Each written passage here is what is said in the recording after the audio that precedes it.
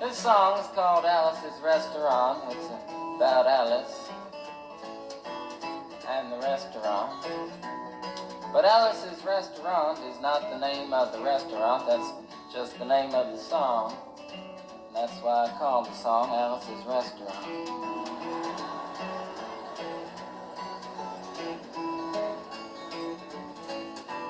You can get anything you want at Alice's Restaurant. You can get anything you want at Alice's Restaurant. Walk right in, it's around the back, just a half a mile from the railroad track. And you can get anything you want at Alice's Restaurant. Now it all started 2 Thanksgivings ago. It was 2 years ago on Thanksgiving when my friend and I went up to visit Alice at the restaurant. But Alice doesn't live in the restaurant. She lives in the church nearby the restaurant in the bell tower with her husband Ray and Facha the dog. And living in the bell tower like that, they got a lot of room downstairs where the pews used to be. And having all that room, seeing as how they took out all the pews, they decided that they didn't have to take out their garbage for a long time. We got up there, we found all the garbage in there, and we decided it'd be a friendly gesture for us to take the garbage down to the city dump. So we took the half a ton of garbage, put it in the back of a red VW microbus, took shovels and rakes and implements of destruction, and headed on toward the city dump. Well, we got there, and there's a big sign and a chain across the dump saying closed on Thanksgiving, and we had never heard of a dump closed on Thanksgiving before, and with tears in our eyes, we drove off into the sunset looking for another place to put the garbage. We didn't find one till we came to a side road, and off the side of the side road was another 15-foot cliff, and at the bottom of the cliff was another pile of garbage. And we decided that one big pile was better than 2 little piles, and rather than bring that one up, we decided to throw ours down. That's what we did. Drove back to the church, had a Thanksgiving dinner that couldn't be beat, went to sleep and didn't get up until the next morning when we got a phone call from Officer Obie. Said, "Kid, we found your name on an envelope at the bottom of a half a ton of garbage, and just wanted to know if you had any information about it." And I said, "Yes, sir, Officer Obie, I cannot tell a lie. I put that envelope under that garbage." After speaking to Obie for about 45 minutes on the telephone, we finally arrived at the truth of the matter and said that we had to go down and pick up the garbage and also had to go down and speak to him at the police officer station. So we got in a red VW microbus with the shovels and rakes and implements of destruction, headed on toward the police officer station. Now, friends, there was only 1 or 2 things that Obie could have done at the police station, and the first was that he could have given us a medal for being so brave and honest on the telephone, which wasn't very likely, and we didn't expect it. Another thing was that he could have bawled us out and told us never to be seen driving garbage around the vicinity again, which is what we expected. But when we got to the police officer station, there was a third possibility that we hadn't even counted upon, and we was both immediately arrested, handcuffed. And I said, "Obie, I don't think I can pick up the garbage with these handcuffs on." He said, "Shut up, kid. Get in the back of the patrol car," and that's what we did. Sat in the back of the patrol car and drove to the, quote, scene of the crime, unquote. I want to tell you about the town of Stockbridge, Massachusetts, where this happened. Here they got 3 stop signs, 2 police officers and 1 police car. But when we got to the scene of the crime, there was 5 police officers and 3 police cars, being the biggest crime of the last 50 years, and everybody wanted to get in the newspaper story about it. And they was using up all kinds of cop equipment that they had hanging around the police officer station.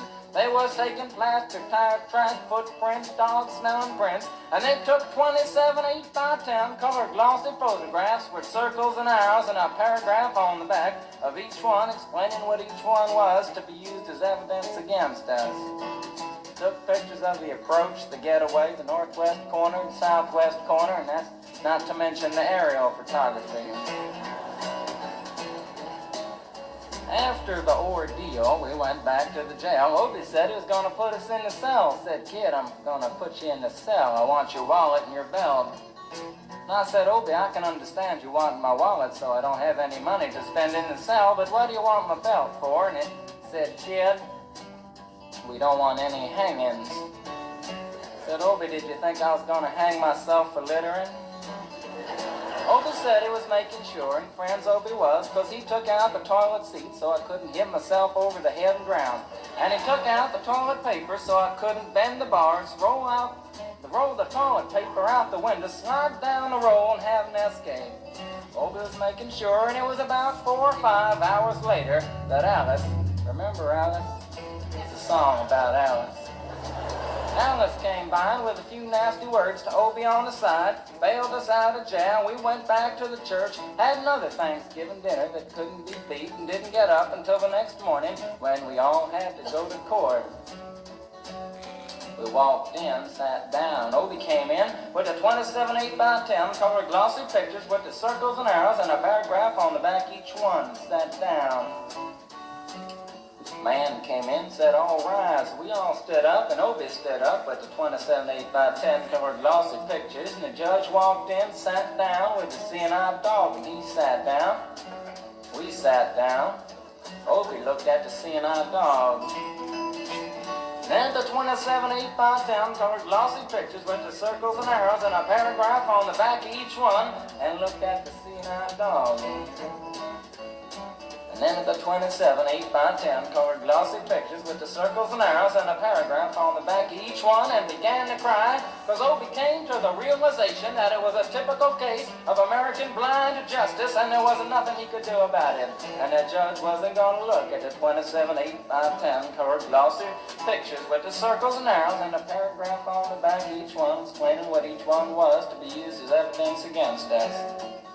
And we was fined $50 and had to pick up the garbage in the snow, but that's not what I came to tell you about. Came to talk about the draft. We got a building down New York City. It's called Whitehall Street, where you walk in and you get injected, inspected, detected, infected, neglected, and selected.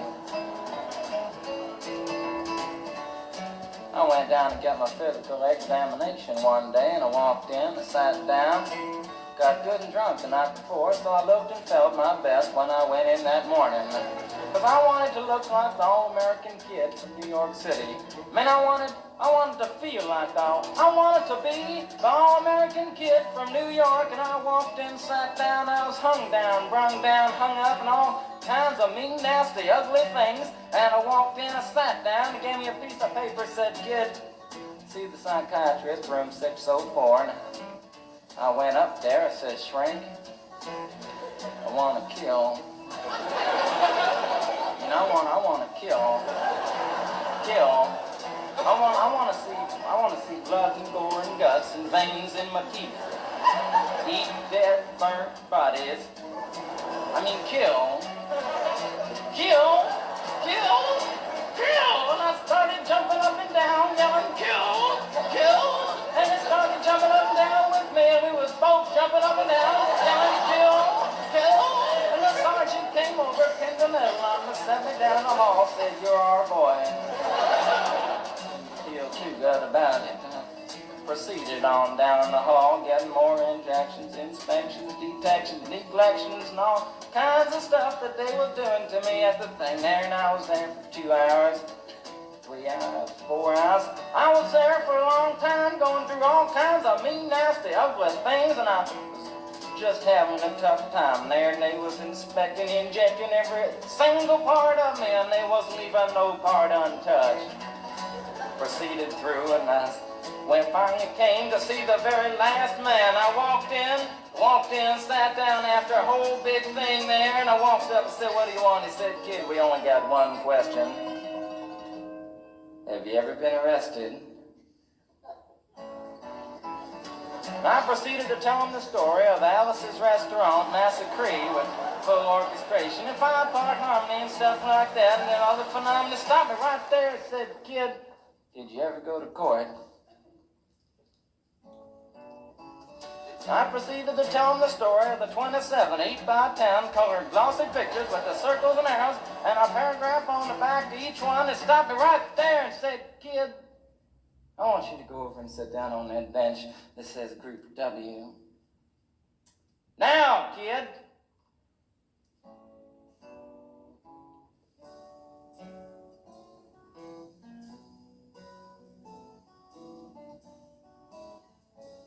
And I walked over to the bench there, and there's Group W is where they put you if you may not be moral enough to join the army after committing your special crime. And there was all kinds of mean, nasty, ugly-looking people on the bench there.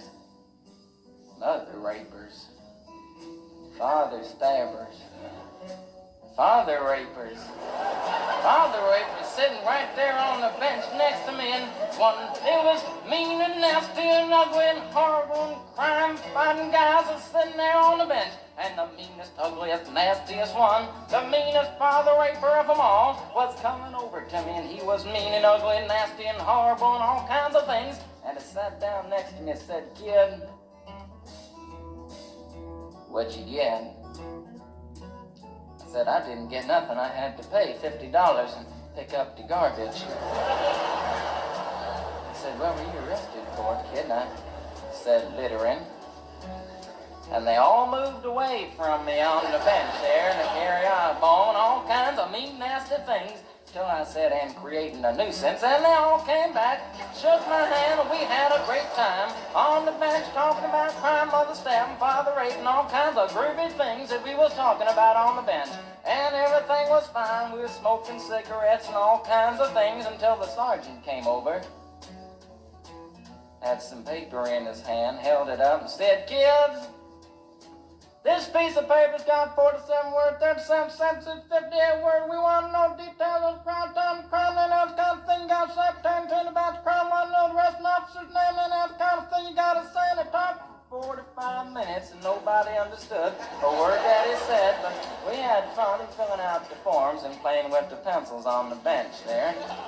I filled out the massacre with the 4-part harmony and wrote it down there just like it was, and everything was fine, and I put down a pencil and I turned over the piece of paper, and there on the other side, in the middle of the other side, away from everything else on the other side, in parentheses, capital letters, quotated, read the following words: "Kid, you rehabilitated yourself." I went over to the sergeant and said, "Sergeant, you've got a lot of damn gall to ask me if I've rehabilitated myself. I'm sitting here on the bench. I'm sitting here on the Group W bench because you want to know if I'm moral enough to join the army, burn women, kids' houses, and villages after being a litter bug." He looked at me and said, "Kid, you don't like your kind. And we're going to send your fingerprints off to Washington, and friends. Somewhere in Washington, enshrined in some little folder, is a study in black and white of my fingerprints. And the only reason I'm singing you this song now is because you may know somebody in a similar situation. Or you may be in a similar situation, and if you're in a situation like that, there's only one thing you can do. Is walk into the shrink wherever you are. Just walk in and say, 'Shrink, you can get anything you want at Alice's restaurant,' and walk out. If just one person does it, they may think he's really sick and they won't take him. And if two people do it in harmony, they think they're both faggots and they won't take either of them. And if 3 people do it. Can you imagine 3 people walking in, singing a bar, Alice's restaurant, and walking out? They may think it's an organization. And can you imagine 50 people a day? I said 50 people a day walking in, singing a bar, Alice's restaurant, and walking out. And friends, they may think it's a movement. And that's what it is. The Alice's Restaurant Anti-Massacre movement. And all you gotta do to join is to sing it the next time it comes around on the guitar. With feeling. So we'll wait till it comes around on the guitar here. Sing it when it does.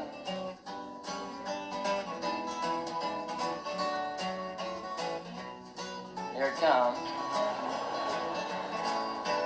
You can get anything you want at Alice's Restaurant. You can get anything you want at Alice's Restaurant. Walk right in, it's around the back, just a half a mile from the railroad track. And you can get anything you want at Alice's Restaurant. That was horrible. You want to end war and stuff, you gotta sing loud.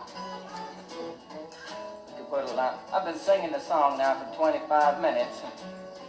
I could sing it for another 25 minutes. I'm not proud. Or tired. So we'll wait till it comes around again.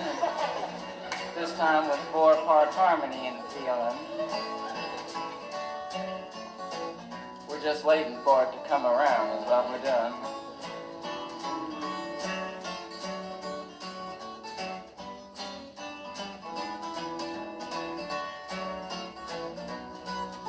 All right now. You can get anything you want at Alice's Restaurant. Excepting Alice, you can get